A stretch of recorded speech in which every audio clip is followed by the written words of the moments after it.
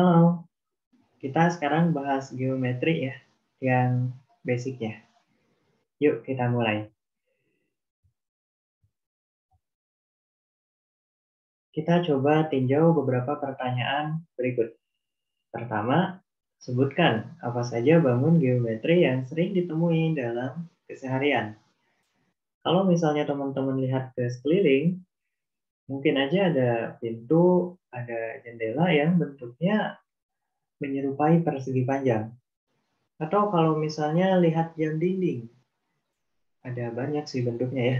Ada yang lingkaran, ada yang persegi, mungkin yang unik juga ada yang bentuknya layang-layang. Jarang sih, tapi mungkin aja ada.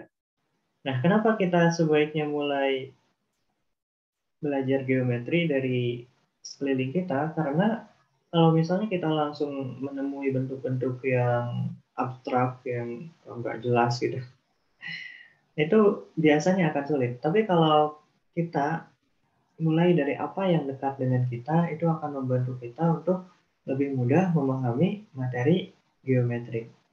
Oh ya, sebagai catatan, sebetulnya pintu atau jendela bentuknya bukan persegi, ya, tapi lebih ke bentuk balok. Karena kan ada ketebalan, bentuknya 3 dimensi. Atau kalau mau lebih detail lagi, sebetulnya jendela itu bentuknya bukan balok, tapi karena ada lekukan-lekukan kayak gitu kan, ya tidak bisa disebut sebagai balok. Balok itu harus titik sudutnya ada 8, sisinya ada 6, yang semuanya rata gitu. Nggak boleh ada lekukan dan lain sebagainya. Cuma ya kita anggap mudah dulu aja ya. Kita ya untuk dapat gambaran, maka pintu dan jendela kita kaitkan dengan persegi panjang. Yang bentuknya lingkaran kayak jam dinding, ban mobil, atau lainnya kita kaitkan dengan bentuk lingkaran. Oke, next ke pertanyaan berikutnya. Apa saja bangun yang berbentuk segi empat? Banyak ya, ada persegi, persegi panjang, belah ketupat, layang-layang, jejar genjang, trapesium. Ada berapa tuh? Ada 6 ya. Dan ada lagi sebetulnya yang lain, cuma kayaknya 6 ini aja juga udah cukup untuk kita bahas saat ini. Jadi apa saja bangun yang berbentuk segi empat tadi? Persegi, persegi panjang, belah ketupat, layang-layang, jajar genjang, trapesium. Next ke pertanyaan berikutnya. Coba analisis sifat dari jajar genjang. Oke, jajar genjang itu ya seperti yang kita tahu bentuknya ya mirip-mirip gini ya. Anggap aja bagus gambarnya. Nah, kita coba analisis sifatnya. Apa sih yang bisa kita dapatkan dari bangun ini? Banyak ya. Pertama, sisi yang berhadapan, baik atas dengan bawah atau kiri dengan kanan, itu sejajar. Sisi yang berhadapan sejajar. Kita singkat supaya lebih cepat. Next, ada lagi nggak hal yang bisa kita peroleh dari gambar ini? Dari sudut mungkin. Sudut yang berhadapan, sudut yang berhadapan sama besar. Dapat 2 sifat. Ada lagi yang lain? Ada tentu, masih banyak. Misalnya sisi yang berhadapan sama panjang.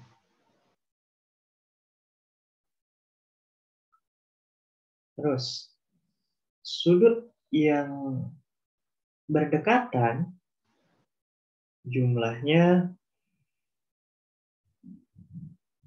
180 derajat.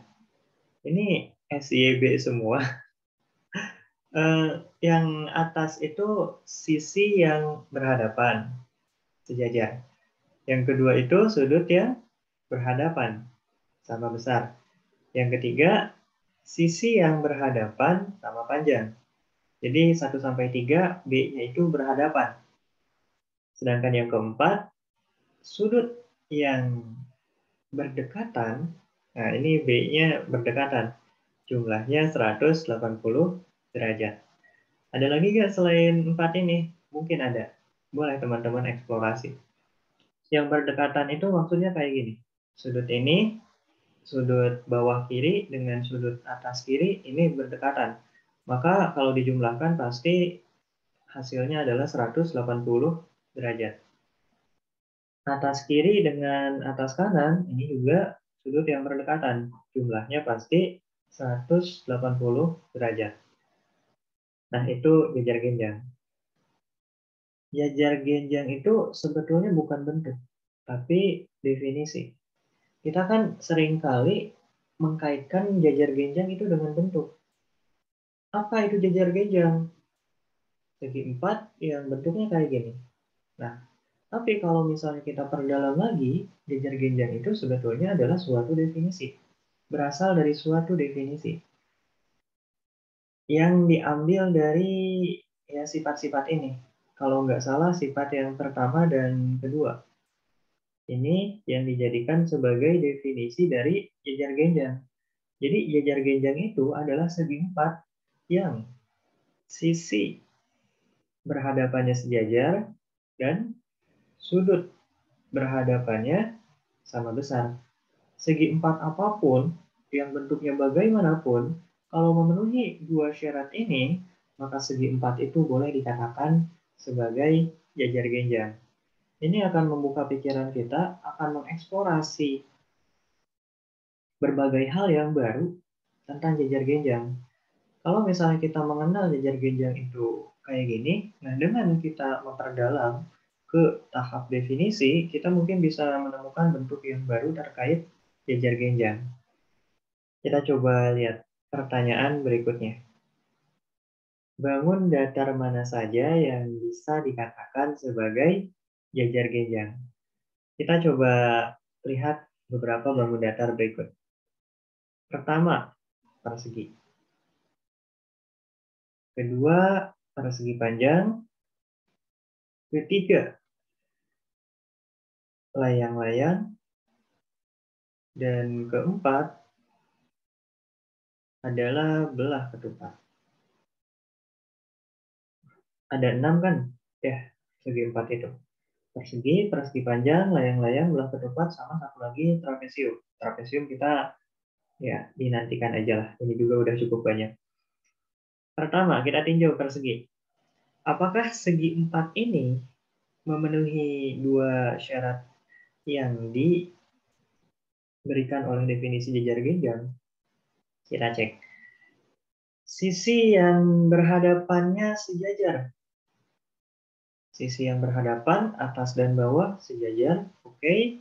Kiri dan kanan pun juga sejajar. Maka memenuhi syarat yang pertama. Kita cek syarat yang kedua. Sudut yang berhadapan sama besar. Sudut yang berhadapan sama besar. Ini semua sudutnya 90 derajat. Jelas yang berhadapan pasti sama besar.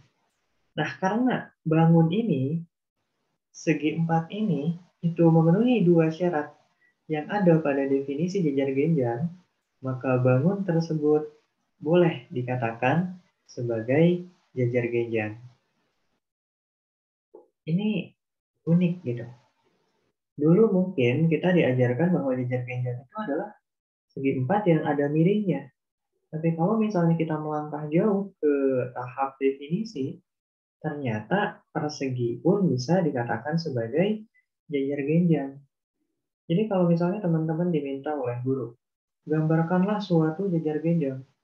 Lalu teman-teman menggambar kayak gini. Ya silahkan, tidak salah. Karena ini pun adalah jajar genjang. Gitu. Kalau ditanya di sini, bangun mana saja yang bisa dikatakan sebagai jajar genjang, maka persegi bisa dikatakan sebagai jajar genjang. Persegi panjang pun demikian. Tapi layang-layang, tidak. Belah ketupat gimana? Belah ketupat bisa dikatakan sebagai jajar genjang. Karena pada belah ketupat ini sisi yang berhadapannya sejajar. Dan sudut yang berhadapannya pun atas dengan bawah atau kiri dengan kanan itu sama besar. Bagaimana dengan trapesium? Trapesium itu jelas ya, tidak bisa dikatakan sebagai jajar genjang. Nah, kalau misalnya persegi itu bisa dikatakan sebagai jajar genjang, apakah jajar genjang bisa dikatakan sebagai persegi? Maksudnya ketika gimana ya? Di sini aja.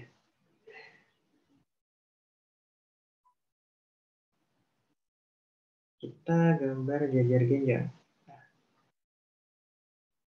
Ketika ini, bangun ini, itu boleh dikatakan sebagai jajar genjang. Boleh ya? Nah, apakah bangun ini boleh dikatakan sebagai persegi? Nah, kita harus kembali lagi ke definisi. Apa sih definisi dari persegi? Kalau dilihat, ya definisi dari persegi adalah segi empat yang keempat titik sudutnya itu siku-siku dan keempat sisinya sama panjang. Apakah bangun ini keempat sudutnya siku-siku? Jelas bukan ya. Ini ada tumpul, ada lancip, jelas bukan siku-siku dan ya kalau syarat pertama tidak memenuhi maka ini tidak boleh kita katakan sebagai persegi. Jadi persegi boleh dikatakan sebagai jajar genjang, tapi jajar genjang tidak boleh dikatakan sebagai persegi. Ini kalau misalnya mau bermain tentang definisi, bisa dieksplorasi aja. Kita tanya ke diri sendiri. Apakah persegi panjang boleh dikatakan sebagai jajar genjang? Oh, boleh ya, udah kita bahas. Nah, tapi apakah persegi panjang boleh dikatakan sebagai persegi? Nah, itu dianalisis. Lalu, apakah persegi boleh dikatakan sebagai persegi panjang? Bagaimana hubungan persegi dengan belah ketupat? Apakah persegi itu belah ketupat? Apakah belah ketupat itu persegi? Wah, bingung ya. Tapi ini akan membantu kita untuk memahami tentang geometri dengan lebih basic gitu, dengan lebih dasar. Bahwa geometri itu bukan tentang bentuk, tapi tentang definisi apa yang terkait dengan bentuk itu. Oke ya.